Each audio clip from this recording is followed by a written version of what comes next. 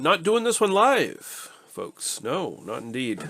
Um, Welcome back to another High Tide Imbibe, and we're just recording this one off the cuff. And this is a new one that appeared in the NSLC for me. This is from 9 Locks. This is the Write Some Red. Now, this is a little deceptive. I thought this was going to be straight up a red ale. Maybe it'll still sort of fall into that category. We'll see. But since it's 5% alcohol by volume, IBU's 25. Write Some Red. I'm expecting amber ale, red ale, whatever. Okay, but here's what they say on the back. Write Some Red is a German-style lagered ale with a crisp Nova Scotia twist. It's our interpretation of the Dusseldorf's world-famous alt beer.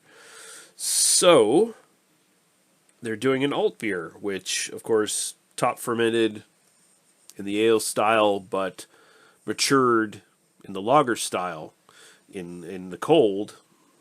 So it's supposed to give you more ale-like flavors, but it's supposed to give you that crisp lager-like body and finish to it. The lighter lager body, the crisper finish. You know what I mean.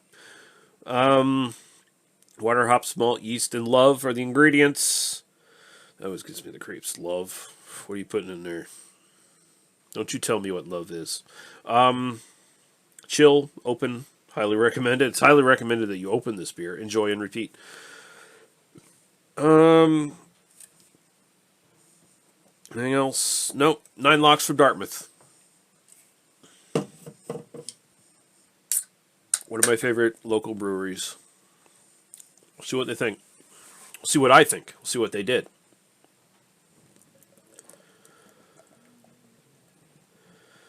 We'll just see if we can call this a red anything. Now, alt beers are generally going towards that copper spectrum, so you can get away with it, I guess.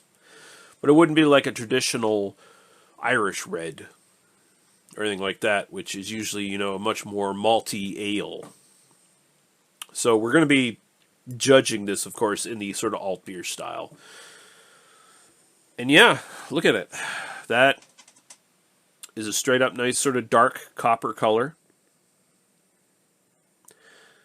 Amber, if you will.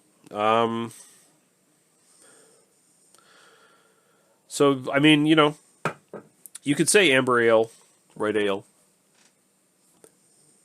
That works. So scoring the aroma here. They don't really list what they got for malt and hops in this. Honestly. I don't think their website would list it either. Alright. Just taking a pull on it here. It does smell kind of clean and fresh. Like it's not bogged down with like intense like malt aroma or hop aroma here. There's a bit of a floral citrusy kind of hop aroma, I think, coming from this, and a little bit of like the sort of caramel maltiness. Not as intense of a kind of caramel maltiness as you would get from any sort of like what you would consider like a traditional red ale, or like a something even heavier on the spectrum, like a wee heavy or Scotch ale or whatever the fuck. Like those are all sort of the same family. This is still pretty much in there though. It's got a very nice sharp. The way the malt and the hops sort of conjoin together, even though the hops are kind of like I said, it's kind of citrusy and floral. The way they kind of combine with the malts here, there's almost kind of like a metallic copper coin thing going here, with like an undercurrent of caramel malt. But then as you draw on it longer, every once in a while, the sort of citrus pops back up. Very, very nice. I like it. We'll go right to the taste. Cheers.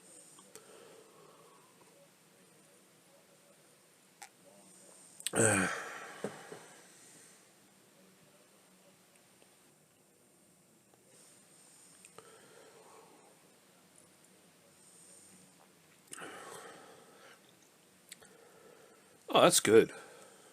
That's really good.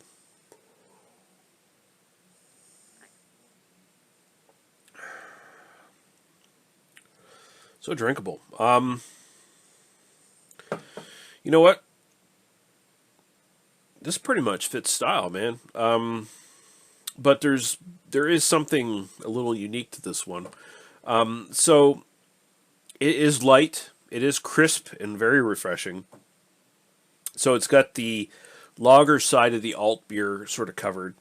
The maltiness is there too. Like the malt flavor at the very least is there. You definitely have that darker malt flavor, bit fruity, bit caramel. Where this is different from a straight up red ale is, of course, it is lighter in body. It is a little bit smoother to drink. But it does have a little bit of a different hop accent to it. Like I said, it was kind of like a citrusy hop note that is there in the taste, especially much more pronounced. And it finishes nice and dry, but kind of clean.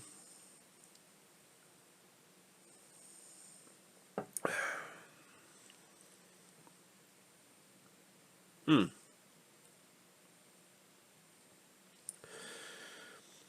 Kind of a nondescript citrusy sort of taste there. Trying to pin down what I'm thinking this is. Like, I don't know.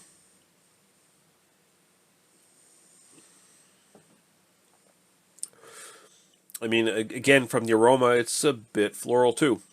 Nice dryness on the tongue. Nice dryness on the back of the throat. This is a winner.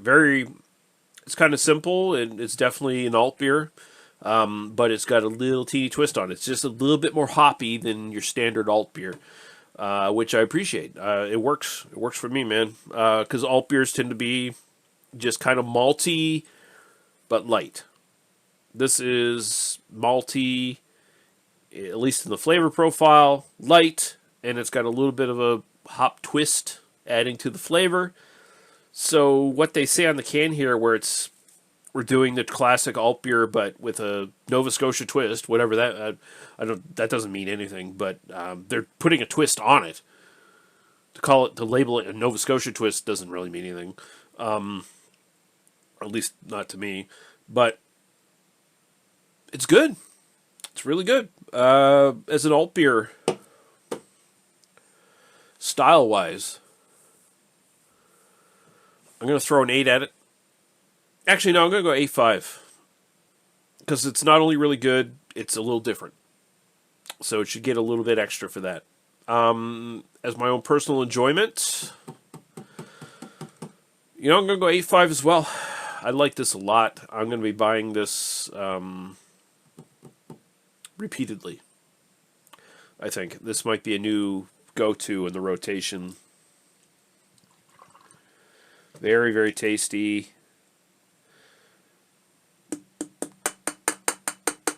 Very simple. Very tasty. Very well made. 9 locks. Write some red.